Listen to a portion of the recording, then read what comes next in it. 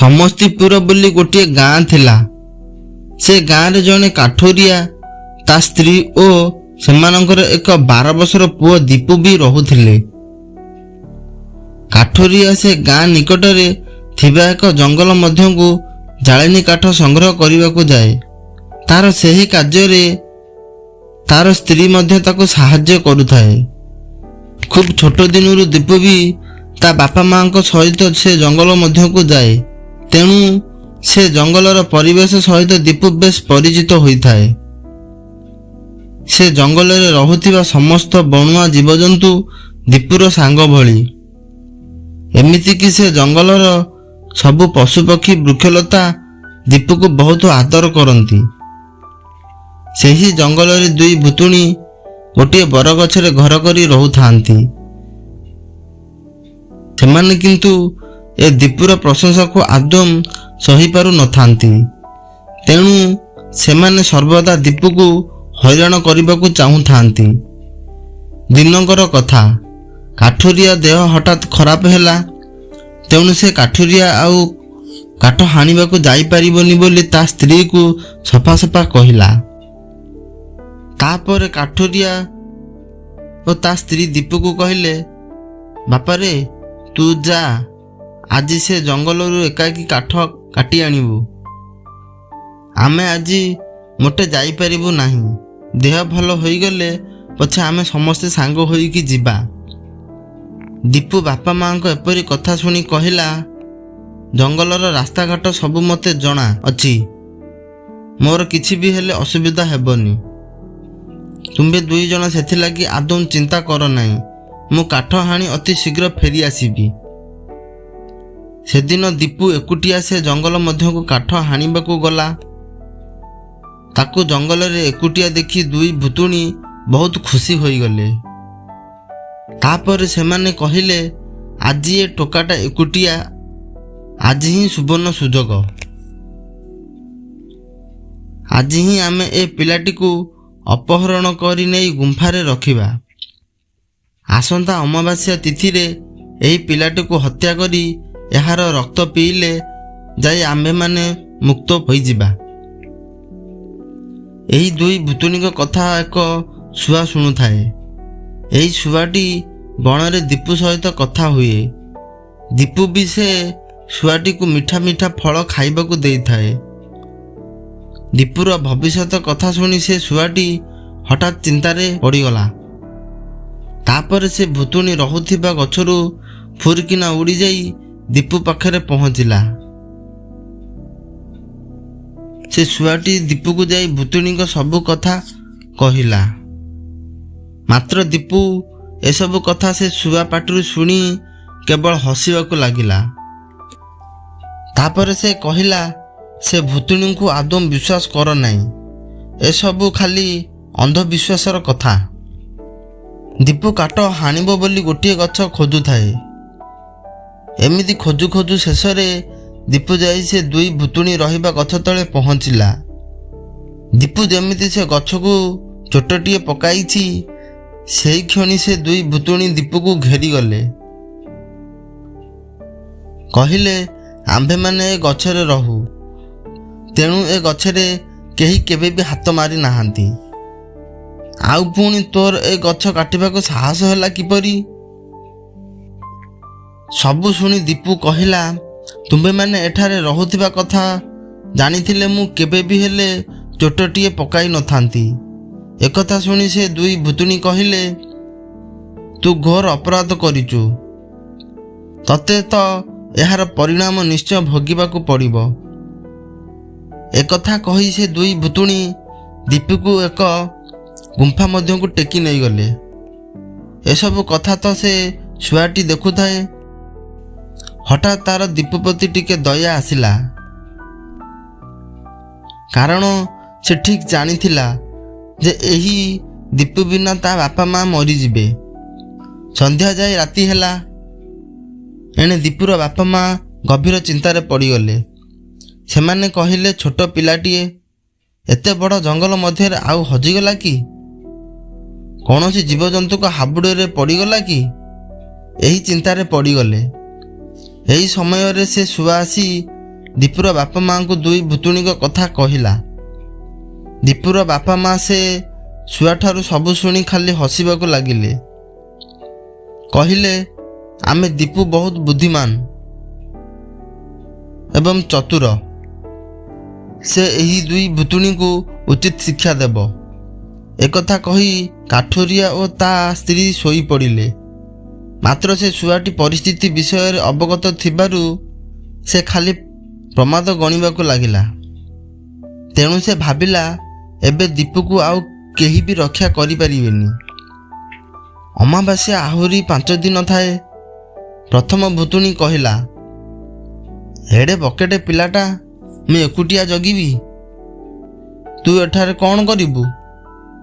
ଦ୍ୱିତୀୟ ଭୁତୁଣୀ କହିଲା, ତାହେଲେ ଠିକ୍ ଅଛି, ତୁ ଏ ଟୋକାଟାକୁ ଜଗିଥା, ମୁଁ ଯାଉଛି, କିଛି ଖାଇବା ନେଇ ଆସିବି। ପ୍ରଥମ ଭୁତୁଣୀ ତ ଦୀପୁକୁ ଜଗିଥାଏ। ଏହି ସମୟରେ ଦୀପୁ ତାକୁ ପଚାରିଲା, ତୁମେ ଏ ଭୁତୁଣୀ ରୂପ ପାଇଲ କେମିତି? ଏକଥା ଶୁଣି ସେ ପ୍ରଥମ ଭୁତୁଣୀ କହିଲା, ମୁଁ ଜଣେ ଜମିଦାରଙ୍କ ଝିଅ। ମୋ ବାପା ଗରିବ ଉପରେ ବହୁତ ଅତ୍ୟାଚାର କରୁଥିଲେ। ଏହି କାରଣରୁ କିଛି ଗ୍ରାମବାସୀ ଗାଁ ଛାଡ଼ି ପଳାଇଗଲେ। ଏହିପରି ଭାବେ ଆସ୍ତେ ଆସ୍ତେ ଗାଁଟା ପୁରାପୁରି ଲୋକଶୂନ୍ୟ ହୋଇଗଲା। ଗୁମାସ୍ତା କହିଲେ, ଜମିଦାରଙ୍କ ଏସବୁ ଅଘଟଣ କେବଳ ତାଙ୍କ ଝିଅ ପାଇଁ ହିଁ ହେଉଛି। ଗାଁ ତ ସମ୍ପୂର୍ଣ୍ଣ ରୂପେ ଜନଶୂନ୍ୟ ହୋଇଗଲାଣି। ତେଣୁ ଜମିଦାର ମହାଶୟ ବି ଧୀରେ ଧୀରେ ଗରିବ ହୋଇଯାଉଛନ୍ତି। ତାପରେ ଜମିଦାର ତାଙ୍କ ଗୁମାସ୍ତାଙ୍କ କଥାରେ ପଡ଼ି ମୋତେ ସେ ଘରୁ ବାହାର କରିଦେଲେ। ଦିନେ ଗାଁ ଲୋକମାନେ ମୋତେ ଏକୁଟିଆ ବୁଲିବାର ଦେଖି ପକାଇଲେ। ସେହି ଗାଁ ଲୋକଙ୍କ ଡରରେ ମୁଁ ଗୋଟିଏ କୂଅ ଭିତରକୁ ଡେଇଁ ପଡ଼ିଲି। ଆଉ ସେ କୂଅ ଭିତରେ ବହୁତ ପାଣି ଥିଲା। ତେଣୁ ସେ ପାଣିରେ ବୁଡ଼ି ମୁଁ ମରିଗଲି ଓ ତାପରେ ତ ମୁଁ ଏଇ ଭୁତୁଣୀ ରୂପରେ ଘୁରି ବୁଲୁଛି। ଏକଥା ଶୁଣି ଦୀପୁର ସେ ପ୍ରଥମ ଭୁତୁଣୀଟି ପ୍ରତି ଟିକେ ଦୟା ଆସିଲା। ତହୁଁ ସେ ଦୀପୁ କହିଲା, ତୁମେ ଯଦି ମୋ କଥା ମାନିବ ତେବେ ମୁଁ ତୁମକୁ ତୁମ ପୂର୍ବ ରୂପ ନିଶ୍ଚୟ ଫେରାଇ ଦେଇପାରିବି। ତୁମେ ଭୁତୁଣୀରୁ ପୁଣି ଝିଅଟିଏ ହୋଇପାରିବ। ଏକଥା ଶୁଣି ସେ ପ୍ରଥମ ଭୁତୁଣୀର ଦୀପୁ ପ୍ରତି ଟିକେ ସନ୍ଦେହ ହେଲା। କିନ୍ତୁ ଦୀପୁ ସେ ଭୁତୁଣୀର ମନ କଥା ଜାଣିପାରି କହିଲା, ତୁମେ ମୋ ଉପରେ ଆଦୌ ସନ୍ଦେହ କର ନାହିଁ। ମୁଁ ଯାହା ବି କହୁଛି ସେସବୁ ସତ କଥା, ମୋ ଉପରେ ବିଶ୍ୱାସ ରଖ। ସବୁ ଶୁଣି ଏଥର ସେ ପ୍ରଥମ ଭୁତୁଣୀ କହିଲା, ତେବେ ମୁଁ କ'ଣ କରିବି କୁହ? ଏ ଭୁତୁଣୀ ରୂପ ମୋତେ ବି ଆଉ ଭଲ ଲାଗୁନି। ଦୀପୁ କହିଲା, ଅମାବାସ୍ୟା ଦିନ ତୁମେ ତ ମୋତେ ହତ୍ୟା କରିବ ସତ, ମାତ୍ର ତୁମେ ଯେପରି ମୋ ମଲା ଦେହକୁ ନ ଦେଖ, କାରଣ ତୁମେ ମୋର ମଲା ଦେହ ଦେଖିଲେ ତୁମେ ବି ମରିଯିବ। ଦୀପୁର ଏପରି କଥା ଶୁଣି ପ୍ରଥମ ଭୁତୁଣୀ କହିଲା, ଏପରି କାହିଁକି? ତହୁଁ ସେ ଦୀପୁ କହିଲା, ତୁମକୁ ବାଳକ ହତ୍ୟା ଦୋଷ ଲାଗିଯିବ। ତାପରେ ତୁମେ ପୁଣି 7 ଜନ୍ମ ପାଇଁ ଏହି ଭୁତୁଣୀ ରୂପରେ ଘୁରି ବୁଲିବ। ତେଣୁ ମୋତେ ହତ୍ୟା କରିବା ସମୟରେ ତୁମେ ନିଜ ଆଖିରେ କଳାକନା ପଟି ବାନ୍ଧିଦେବ, ଯାହା ଫଳରେ କି ତୁମେ ଆଉ ମୋ ମଲା ଶରୀର ଦେଖିପାରିବ ନାହିଁ। ଏକଥା ଶୁଣି ସେ ପ୍ରଥମ ଭୁତୁଣୀଟି ଅତ୍ୟନ୍ତ ଖୁସି ହୋଇଗଲା।